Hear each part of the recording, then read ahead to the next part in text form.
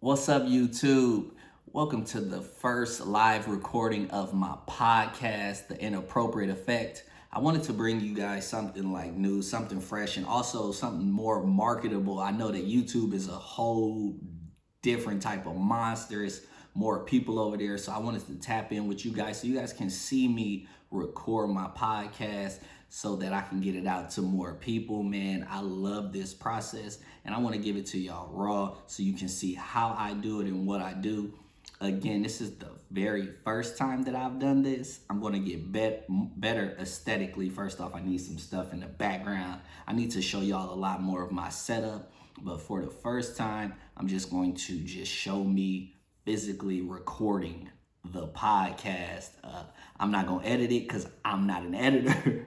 I'm going to just show you the raw recording and how I do it. The takes are going to be in here. Everything's going to be in here. So what I need y'all to do is like and subscribe to this YouTube channel, Jarrell Henry, and then hit wherever you get your podcast at. I hate when that refrigerator comes. I record at home, y'all. I record at my crib in my apartment, and it's always some stupid background noise that come on, whether it's the freezer making ice or the refrigerator doing whatever sounds that the refrigerator be doing, or my neighbor just banging on the wall or some shit, man. So whatever. But anyway, go to wherever you get your podcast, type in The Inappropriate Affect with Jarrell Henry, like and subscribe so that you can get the final product. It's a different sound. It sounds beautiful. It sounds way more polished, but it is not as polished when I'm recording. The shit gets crazy. But yeah, man, this is gonna be a fun process. This is the start. Imagine where we're gonna go in about a year or two. So without further ado, I gotta record this podcast because it's late. I like to record at night so that people can get the notifications in the morning, first thing when they wake up, and they can listen to the podcast. So I'm gonna record, I'm gonna knock this out, and I hope y'all listen to it on here, on YouTube, and then go over to wherever you get your podcast and listen to it on there. Without further ado, I'm about to get into this. Need these headphones though so I can hear myself talk. All right, let's do this. Mic check, mic check. Check, check. My levels is good. My levels is good.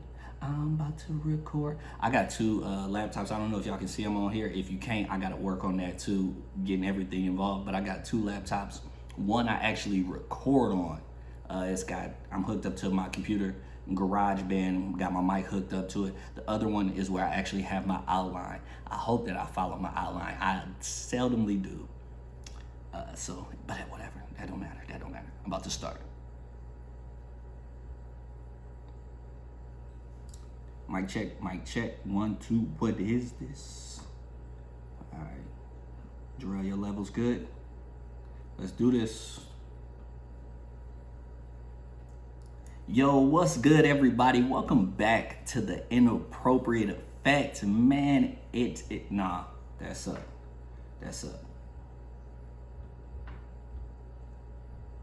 Hey, y'all, this is the process. I'm giving y'all the process. The intro, the hardest part, I'm not gonna lie to you. The intro is like, it's tough to do because I never know what to say. I need to write out a script, but when I be reading from a script, I sound so inorganic and I get to messing up too because I can't read in live time that good. Don't judge me. Let's go to another take of this intro.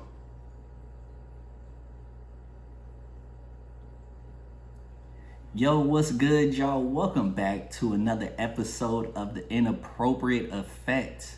I'm your boy, Jarrell Henry, and I got a good one for y'all today. I have a good one. I hope y'all would tune in to the whole thing. Just to update y'all real quick to start the episode, I also am recording this live on YouTube. So I need y'all to head over there. My YouTube channel is Jarrell Henry. That's on everything. My name is on everything that I put it on. So Jarrell Henry, search that and watch the making of this because that's the funnest part of it all. This is week 1 of doing that. So it's a process. Y'all head over there. Tell me what y'all like to see. Tell me what I need to do better as far as what y'all want to see in the background and things like that, man. Because this process of putting together The Inappropriate Affect and watching it grow organically is going to be fun. And I can't wait to see where we go with it in a year or so. It's gonna grow. It's gonna grow. It's gonna get more beautiful. I'm gonna get better at this, and I believe more y'all are gonna tap in with me. Before I dive deep into this, into the podcast, to the episode that I have for you, I just wanted to update you on my week, where everything has been headed. As I told y'all last week, I have been saying a lot. I'm sick of that. I'm sorry, y'all. Let me get back to it. But to update y'all on the fast, my fast is going great. My mind is in such a clear spot right now. I'm thinking more clearly. I've been working out so much. My body feels so much better. And because of all the greens and the fruit that I've been eating, my energy has picked up, man. My body has kicked out a lot of that bad food. And I'm in a good place. And I'm getting better every week. That's my focus, is to get back into a more positive space, like I told y'all last week. It's Wednesday. It's late Wednesday night. Y'all know I like to record at nighttime so I can get this out to y'all so on Thursday mornings. For the rest of the week, I gotta work. Obviously, I'm gonna share a few of my goals, but I want to work out for the rest of the week. Thursday, Friday, Saturday, I want to work out those days. On Saturday, I typically like to do two run. I like to do 2 workouts, one a run and then a full body workout. I also want to do a little more reading. This week I dove deep into this T.D. Jakes book, man. It's titled Destiny. If you're a dreamer, like I know y'all are because y'all listening to this podcast, y'all know this podcast is for the dreamers and people like that. Go out and read that, man. It's going to put so much into perspective. I feel like when I grew reading that book. It gave me an understanding. It actually gave me the new direction of this podcast. So go out, grab that book, read with me. I'm going to start talking about the books that I'm reading every week. I love when people read with me, and maybe I should start a book club. That'll be dope, wouldn't it? That'll be dope. I know it would, y'all. Let's start doing that. Let's start tapping in on the podcast, listen to what I'm reading, and recommend some books to me, and I'm going to recommend some back to y'all. I'm going to do that every week, obviously. Starting with this T.D. Jakes book, Destiny. It's a beautiful book. Go out and get that.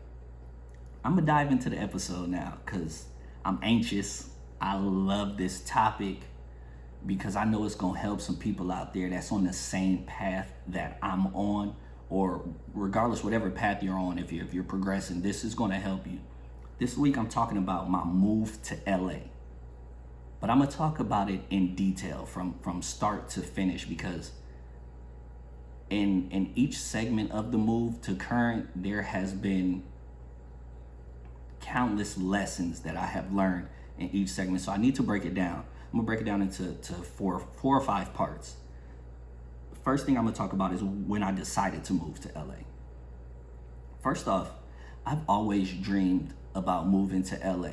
One thing about location is, I know that where I'm from, South Bend, Indiana, a lot of people there tend to say, well, how I grew up, people tend to say like location doesn't matter. I grew up in a basketball city, so they would always be like, location doesn't matter. If you're good, they'll find you and all that. Man, that's crap. Don't listen to that. It's always coming from people in the location that you say you hate anyway. Location is everything. I'm in the entertainment industry, man. I always knew to be in the entertainment industry and to get around like-minded people, those like-minded people weren't in South Bend. So while I do believe in divine intervention, so with that being said, like, you'll make it in whatever you want to do, as long as it's your purpose on your life and God is involved in your purpose, you'll make it, probably from wherever you are. But I believe that it'll take you forever. It'll take you a lot longer than if you get into that right place for you. So that's why I decided to move to LA. I knew that I would be around like-minded individuals. I knew that I would be around people who were chasing something that they knew was attainable. Where I'm from, South Bend, entertainment isn't attainable. That's what 99% of the people think in the Midwest, period. It's not a real career path. You can't be in entertainment. It's a folk tale. You gotta be in LA. Everybody where I'm from, you know, it's factory. It's the realistic thinking, but I can go down that rabbit hole for forever and talk about that for forever, but that's beside the point. We're talking about when I decided to move to LA. So I decided to move to LA a long time ago. I always knew that this is where I wanted to be, but once I decided, I feel like I had got pushed out. I lost my job. I was working at a cable company as a sales manager, and I lost my job, and I decided like it's time for me to go. They had laid off like 600 of us in one big room. It was the craziest thing I've ever been a part of. But once they did that and they told us that it was a severance package that was involved, I was like, this is my chance. I'm out. I'm going to LA with this money. I'm gone. I packed my stuff up, right? The key part about this topic is once you decide to do something, you're so excited about it. Once I decided I was moving to LA, I didn't consult with anybody. I was like, I told myself in my head, this is my chance. I'm gone.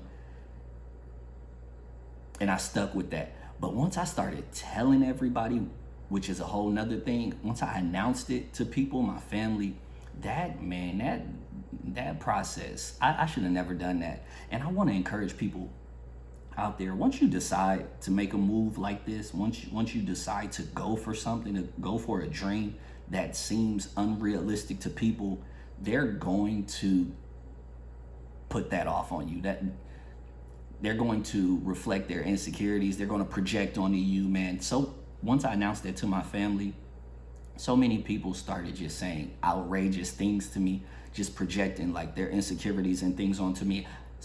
The thing that I heard the most was, LA is expensive. How are you gonna afford it out there? Do you have a job lined up? That, I don't think people understand how draining that is on the dreamer, on somebody who is excited about doing something like that. Once you project those type of things onto individuals, it gets them, it kills people's faith. Like, don't nobody, when I made the decision to leave, I didn't want to hear that from parents, from family, from friends. What I needed to hear at that time, luckily I'm a strong-minded person, what I needed to hear at that time was, you going to LA? Go for it. I believe in you. You got this. That's what I needed to hear, but that's not what I heard. But it didn't matter. Luckily, I'm a strong-minded person. I got up out of there and I dipped. Remember I told y'all, man, my whole move was based off of a severance package that I got from my previous job. So I got to LA. I packed up my stuff. Into my 2015 Kia Optima, which I still got. That boy's still clean too, so don't hate on it. But I packed all my stuff up in there and I drove, 31 hours from South Bend to LA. Let me stop right here and talk about that drive.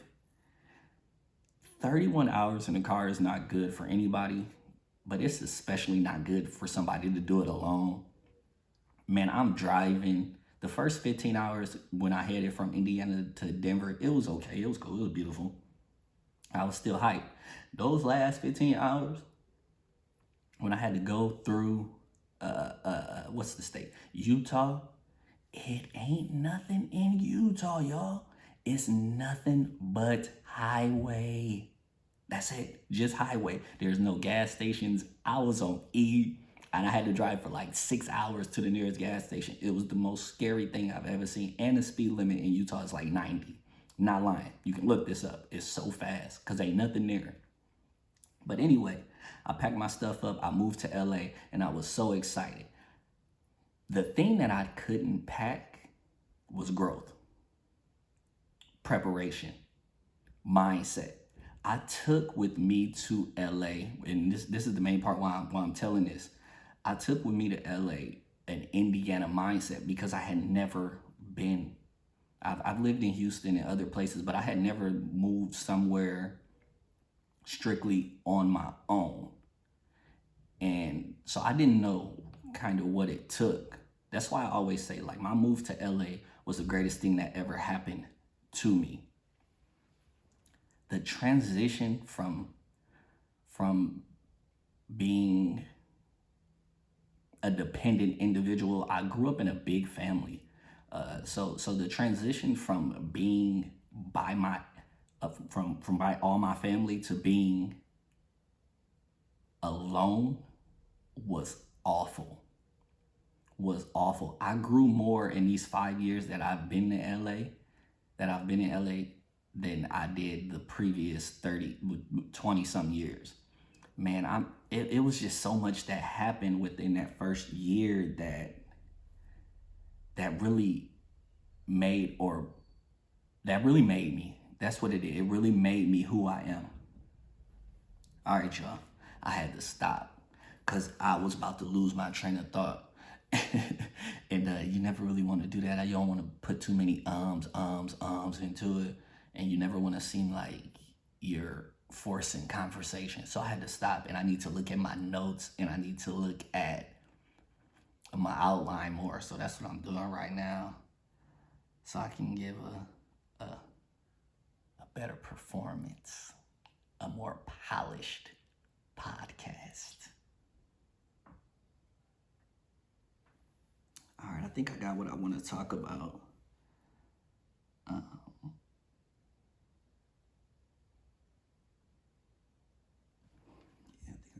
Talk about. So what I'm about to do, man, I'm gonna play it back for like 15 seconds just so I can pick up and act like I never stopped talking. Nigga,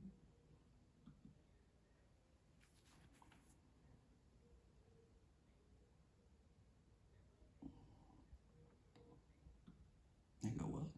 I'm sorry, y'all. The N word should never be said.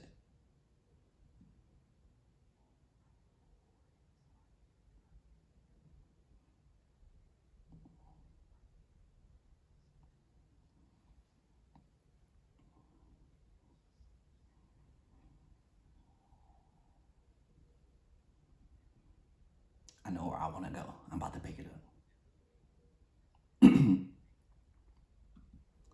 For instance, I had to humble myself so much.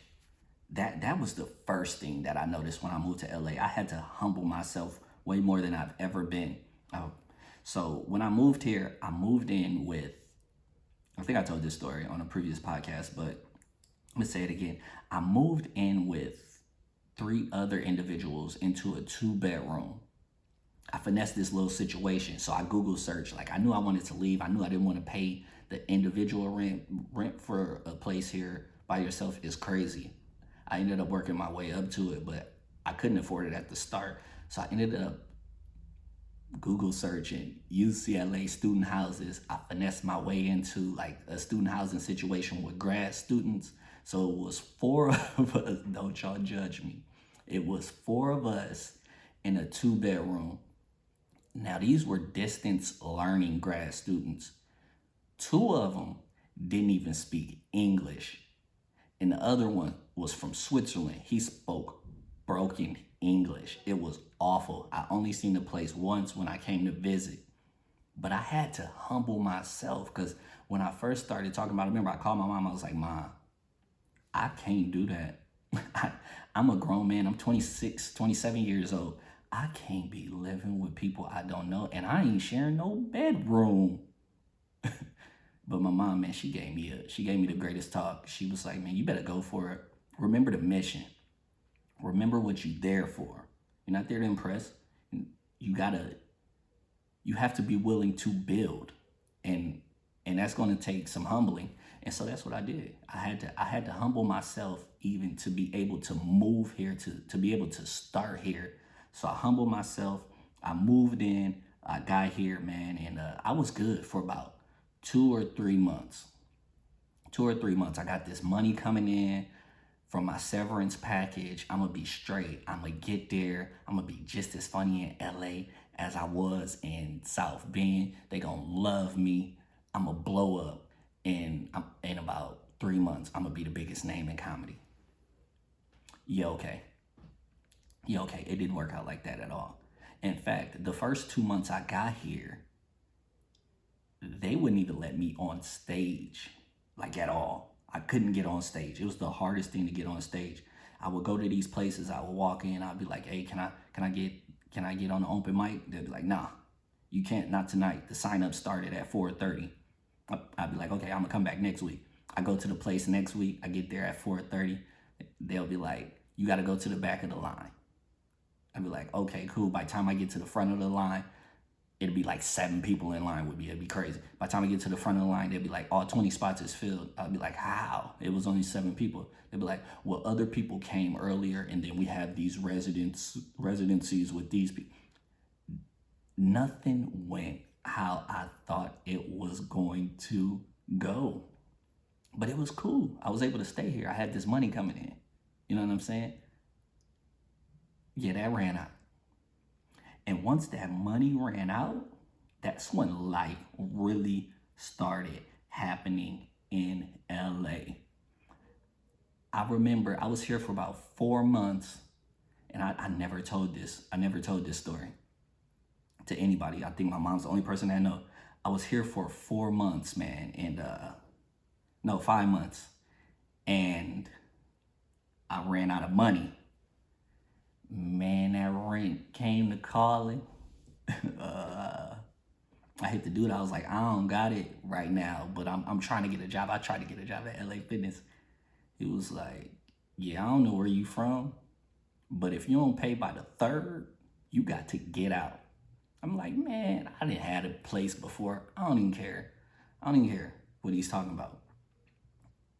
It'll take forever to file that eviction. That's what I thought. Yeah, okay. He got here, the 3rd came, the 4th came. Man, that eviction was ready to roll. I had he gave me like 72 hours to pay it after that. And he said if I didn't pay it, that I had to get out. Well, I didn't pay it again. And he made me get out. He made me get out. And that was the most humbling time in my life. That's when I had to decide to make a choice, and I had already decided to go home. That's when I decided that this place wasn't for me. But I did pray. I was like, God, man, if you give me a chance out here, I'm gonna figure this out. So I called my mom had called me. She bailed me out. She sent me that money. She sent me some money. She told me to figure out how I'm gonna stay. That's when I decided to sign up for Uber. I signed up to drive Uber. I started making my money, and the rest was history. I told that story to say this. One main point. There is nothing dope about a struggling artist. That's one of the main things that I've learned while being in LA. There's nothing tight about a struggling artist, man. If you're an artist out there, don't listen to the people telling you you gotta sacrifice money and all of this to make it, man. No, you don't. Find you a hustle that's going to support your dream, because ain't nothing better than being able to finance your own dream until somebody else starts to believe in your dream and they start financing back into your pockets. Don't be out here thinking that you gotta just stay down and broke until you make it. Chances are ain't nobody gonna keep supporting you, and I believe that's why a lot of people quit their dreams anyway, because they never find a way to a median between being an artist and living life. And thank God for my mother who was able to help me stay here long enough for me to figure out how to make it here, because if I never figured out how to make it here, I would have never been able to grow up. I had to even humble myself to even be able to drive Uber, because when I first thought about it, and I told a joke about this, when I first thought about driving Uber, my boy Chester had told me about it. I was like, I'm not about to pick up people. I'm not delivering no food. We don't do that. They'll make fun of me. We won't do that where I'm from. They'll laugh at you. Stuff like that, man. I had to really humble myself, man. Being humble is one of the greatest lessons I've learned in LA. It really pushed me to a different level of growth, but nothing made me grow better or more than being isolated from my family. When you're isolated and you're alone, That's when you find out what you're made of. That's when you find out who you are. Mommy, daddy, nobody's around to be able to for you to lean on. It forces you to grow up. Again, I told you I'm from a big family. I was forced to grow up because I had nobody here but myself. I had to learn to survive LA, man. And it got real hard. And I fell down so many times here. That's just one of the times that I fell. Another time, I remember I got a boot on my car. Ooh, see, if y'all thought my journey was pretty, you have no idea. Hey, I didn't know nothing about LA, right? So I kept getting these little papers on my windshield. And it was like parking tickets, but I thought I never had to pay them. I was like, man, these is parking tickets. I see the little parking police, and they would leave them on there. Yeah, okay. I ended up getting like eight or nine of them boys. Man, they put a boot on my car. Man, I almost got kicked out of LA again, but that's a whole different story. I do want to talk about that a little bit more, man. But I said all this to share a few key lessons in letting you guys know about my move and how hard it was. One lesson is there's never going to be a perfect amount of money in transitioning and moving and chasing a dream. There's never a perfect amount of money. You can always say, I'm gonna save up this amount of money, so then I'll go and I'll be straight. That money's gonna run out. One thing that I learned is the lessons that you learned from being there, from getting there, is what's really gonna carry you. You gotta learn how to survive. And there's no dollar amount on survival and hustle. There's no dollar amount. There's no perfect dollar amount. It's survival is gonna kick in once you learn the land, learn